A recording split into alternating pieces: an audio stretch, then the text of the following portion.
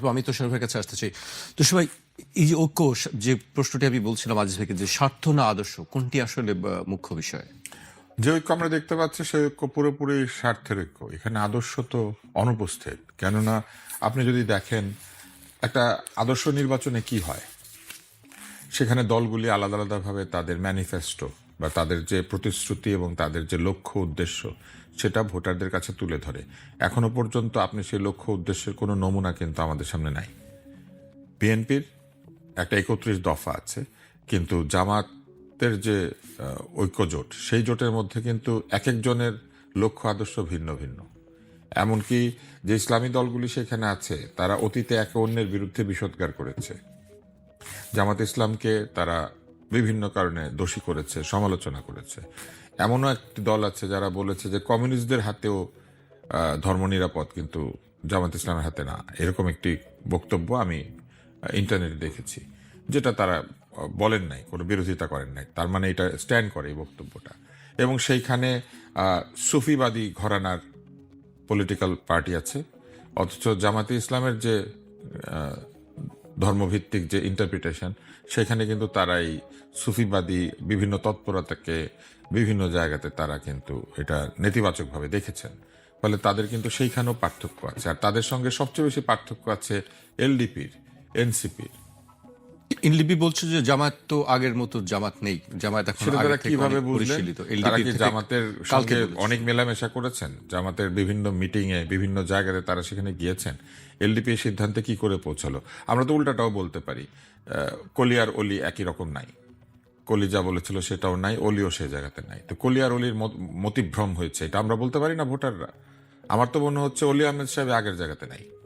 অলি আহমেদ সাহেব বহু বছর আগে যুদ্ধ করেছেন, বয়স বেড়েছে, হয়তো যুদ্ধের স্মৃতি ভুলে গিয়েছেন। উনি ভুলে গিয়েছেন যে শহীদ রাষ্ট্রপতি জিয়াউর রহমানের সাথে তিনি যুদ্ধের সময় ছিলেন।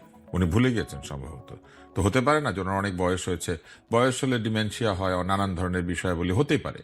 তো আমরা যদি বলি, ভোটাররা যদি বলি যে উনি আগের মতো নাই, ওনার দল আগের মতো নাই, সেটার উত্তর উনি কিভাবে দিবে? ফলে এগুলোর কোনো ব্যাখ্যা নাই, কারণ ওনাদের কোনো নির্বাচনী ম্যানিফেস্টো নাই। ওনারা জিতলে পরে কি করবে, হারলে পরে কি করবে, কিচ্ছু আমরা জানি না। এরপরে যদি আপনি যান এনসিপির সঙ্গে তো কোথাও মিল নাই। এনসিপি বলেছিল জুলাই সনদ, জুলাই ঘোষণা, জুলাই চার্টার, তারা নিজেরা ওটা স্বাক্ষর করেছে কিনা এখনো পর্যন্ত আমরা পরিষ্কারভাবে জানি না। আপনি জানেন? গণভোটের পক্ষে তারা দাঁড়িয়েছিল, গণভোট বাদ দিয়ে তারা এখন সারাদিন ভোটের প্রচারণা করছে। গণভোটের পক্ষে বিপক্ষে তারা কোনো কথা বলে? তাদের কোনো প্রচারণা আছে? আমি শুনতে পাইনি অন্তত পক্ষে। গণভোটের প্রচারণা করবে সরকার, যেন গণভোট হচ্ছে সরকারের দায়। সরকারের দায় তো না। এই জুলাই ঘোষণা, জুলাই সনদ যারা করার জন্য সরকারকে বলেছেন, যারা নিজেরা বসে থেকে এটা বানিয়েছেন, তারা সেটা পাশ করানোর জন্য কোনো প্রচারণা করছেন না। তারপরে বলেন তাদের দলে তাদের নারী থাকার কথা অন্যান্য যে কোনো দলের চাইতে বেশি। তাদের দল থেকে নারীরা দলে দলে পদত্যাগ করছেন। কি কারণে? নারীরা কি তাদের ভুল বুঝতে পেরেছেন, নাকি দল তাদের ভুল বুঝতে পেরে নারীদেরকে সরিয়ে দিয়েছেন? এনসিপি জোটে যোগ দেওয়ার একটা সভা করেছে, একটা মঞ্চ, সেই মঞ্চের মধ্যে আমি নারী দেখি নাই। লাইন দিয়ে পুরুষরা বসে আছেন। অথচ এই দলের জন্য ডিম খেতে গিয়েছিলেন সুদূর নিউ ইয়র্কে তাসনিম জারা। জি তুষার ভাই, আমি একটু, আপনি এনসিপির কথা বলছিলেন, আদর্শের কোথায় মিললো? এখানে একটা দল আছে যারা টকশোতে নারী থাকলে আসে না, উপস্থাপক নারী হলে আসে না। এর আগে যোগ দিয়েছে এমন দলের সঙ্গে যেসব দলে নারী আছে, তাহলে তারা ভবিষ্যতে সংসদেও নারী থাকবে। সেইখানে তারা কি করে যাবেন? সংসদের নারী সদস্যদের কি তারা বের করে দেবেন, নাকি যেদিন তারা যাবেন সেদিন নারীরা যাবেন না, আর যেদিন নারীরা যাবেন সেদিন তারা যাবেন না? এগুলোর তো কোনো পরিষ্কার কোনো ব্যাখ্যা নাই। খালি বলছে কি জানেন? খালি বলছে আমরা নির্বাচনের জন্য ঐক্য করেছি। তো নির্বাচন তো একদিন হয়, ওই একদিন লোকজন ভোট দেয়, ওই একদিনে ঠিক হয় কে সরকার করবে, কে বিরোধী দল হবে। কিন্তু তারপরের 5 বছর শুধু নির্বাচনের দিনের জন্য ওনারা ঐক্যটা করেছে। নির্বাচনের পরের দিনই কি ওনারা আবার আগের জায়গায় ফেরত যাবেন? সেটাও তো তারা বলছেন না। আমরা কি করে শিওর হব যে পরের দিনই তারা নিজেরা আবার নিজেদের বিরুদ্ধে কথাবার্তা শুরু করবেন না? জি, আমি একটু বক্তব্য উল্লেখ করতে চাই। আপনি এনসিপির কথা বলছিলাম, বাংলাদেশ 2 ভাগে বিভক্ত হয়ে পড়েছে উল্লেখ করে হাসনাত আব্দুল্লাহ বলেছেন, একটি পক্ষ চায় গোলামি আর একটি পক্ষ চায় আজাদি। একটা পক্ষ চায় ভারতের তাবেদারি আর একটা পক্ষ চায় বাংলাদেশের স্বনির্ভরতা। একটা পক্ষ চায় স্বাধীনতা আর একটা পক্ষ চায় পরাধীনতা। আমরা চাই কে বাংলাদেশকে পরিচালনা করবে, কে সরকার গঠন করবে, সেটা বাংলাদেশের জনগণই নির্ধারণ করবে। তিনি বলেছেন, আজাদির কথা বলেছেন, গোলামির কথা বলেছেন, ভারতের তাবেদারি, একটি বাংলাদেশের স্বনির্ভরতা। বেশ কিছু বিষয় নিয়ে কথা বলেছেন। এগুলো ওনারা যখন যেদিন যেটা মনে হয় সেটা বলেন। ওনাদের কথার উপরে আমরা আর আস্থা রাখতে পারছি না। আমি একদম পরিষ্কার বলি, ওনারা সবচেয়ে বেশি জামাতের বিরুদ্ধে কথা বলেছেন এবং তারা বলেছেন জামাত ইসলামের বিভিন্ন সমালোচনা করেছেন। আপনি দেখেন, এখন সার্চ দেন, এখন খোঁজেন, এখন তারা বলছেন ওরাই নাকি আজাদি, ওরাই নাকি গোলামির বিপরীতে, ওনারাই নাকি সার্বভৌমত্ব। তো এতদিনে আপনারা ওনাদের বিরুদ্ধে কথা বললেন কেন, সমালোচনা করলেন কেন, কি কারণে? একটা পক্ষ গোলামি চায়, একটা পক্ষ আজাদি চায়, তাহলে তাসনিম যারা আজাদি চায় না, আজাদ হয়ে গিয়েছে, সে আজাদ হয়ে স্বতন্ত্র হয়ে গিয়েছে, সেই তো সবচেয়ে বড় আজাদি। তো এতদিন ধরে আপনাদের গোলামির মধ্যে সে ছিল, সে বেরিয়ে গিয়ে আজাদি হয়ে গেছে, তাজনুবা জাবিন আজাদি হয়ে গিয়েছে, তাই না? পুরা আজাদ একেবারে, তাই না? তো একটা পক্ষ আজাদি চায়, এখন সেটা কোন আজাদ এটাও তো আমরা জানি না। এইসব কথা বলার আগে একবার চিন্তা করা উচিত যে আগে কি বলেছিলেন। আপনি যদি কোনো কিছু বলে থাকেন বলতে পারেন, মানুষের কথা বদলাবে, এতে কোনো অসুবিধা নেই। মানুষের কথা বদলাবে, মানুষের আদর্শ বদলাবে, মানুষের লক্ষ্য বদলাবে, কারণ মানুষ পরিবর্তনশীল। মানুষ ধীরে ধীরে অভিজ্ঞতা সঞ্চয় করে, নিজের ভুল ত্রুটি বিবেচনা করে। সেক্ষেত্রে বলতে হবে যে আগের কথাটা ভুল ছিল, আগের কথাটা ভুল ছিল বলেন, আগের কাজকর্ম ভুল ছিল সেটা বলেন। এখন ঠিক ঠিক রাস্তায় এসেছেন, আলহামদুলিল্লাহ, আপনারা ঠিক রাস্তায় এসেছেন, জামাতের সঙ্গে যোগ দিয়েছেন, জামাতের হাতে হাত মিলিয়ে ইলেকশন করছেন, খুবই চমৎকার। এটা পরিষ্কারভাবে বলেন, তাহলে ভোটটা দিতে পারি আমরা। কিন্তু সেটা তো তারা বলছেন না। কে আজাদি চায়, কে গোলামি চায়, সেটা তারা পরিষ্কার বলেন না কেন, সেটাও তারা বলছেন না। আর আজাদি গোলামি আমরা তো বুঝি, যে রিক্সায় চড়তো সে এতই আজাদ হয়েছে যে একটু ক্লান্ত হয়ে গেলে এসি ছেড়ে দিয়ে প্রাডো গাড়ির মধ্যে গিয়ে উপরের দিকে চোখ বুজে শুয়ে থাকে আজকাল লোকজন। এই আজাদি তো আমরা দেখতে পাচ্ছি, বিরাট আজাদ হয়েছেন তারা। রিক্সায় চললে গায়ে বাতাস লাগতো, এখন এসির বাতাস লাগে। এই আজাদি আমরা দেখতে পাচ্ছি না চোখে। জি, কেউ গাড়িতে চড়া অন্যায় না, আমি আবার বলি, কিন্তু এই গাড়িতে চড়ার বিষয়টার একটা দীর্ঘ প্রক্রিয়া আছে। একটা লোকে পুরান গাড়ি কিনে, তারপরে একটা রিকন্ডিশন গাড়ি কিনে, তারপরে একটা নতুন গাড়ি কিনে, তারপরে 6টা-5টা গাড়ির মডেল বদলানোর পর একটা প্রাডোতে গিয়ে চড়ে।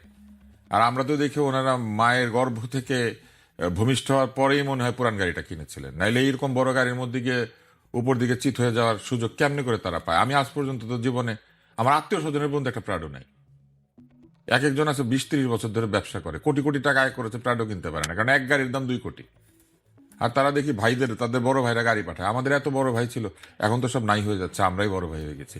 কই আমাদেরকে জীবনে একটা রিক্সাও পাঠায় নাই। আমরা এত অপাঙ্ক্ত, এত বাজে, এত জঘন্য জেনারেশন ছিলাম। জি, জেন জি যে তারা বলছে, আমরা তো দেখতে পাচ্ছি তাদের তো জীবন শুরুই হচ্ছে বড় বড় গাড়ি দিয়ে। এইসব বললে হবে না। ইনকাম ট্যাক্সের ফাইলে নাই টাকা, আর চলাচলের মধ্যে আমরা দেখতে পাই তো কে কয়টা পাঞ্জাবি বানায় আর কে কয়টা জুতা বানায়। আর আমাদেরকে ব্যক্তিগত আক্রমণ তারা কম করেছেন। এই যে আমরা দুজন বসে আছি, আমাদের মতো লোকেরা যখন কথা বলেছেন, ব্যক্তিগত আক্রমণ তারা কম করেছেন। এই ব্যক্তিগত আক্রমণের জন্য কি অপরাধ আমরা করেছিলাম? ওনারা জনে জনে তারা বিভিন্ন জায়গায় প্রকাশ্যে বলেছেন, আমাদের কথা বলার অধিকার কেড়ে নিতে চেয়েছেন। যে কথা বলার অধিকারের জন্য আমার মতো লোকেরা জুলাই মাসে গিয়ে রাস্তায় তাদের পাশে দাঁড়িয়েছিল, তাদের মুখ বন্ধ করার চেষ্টা করেছেন।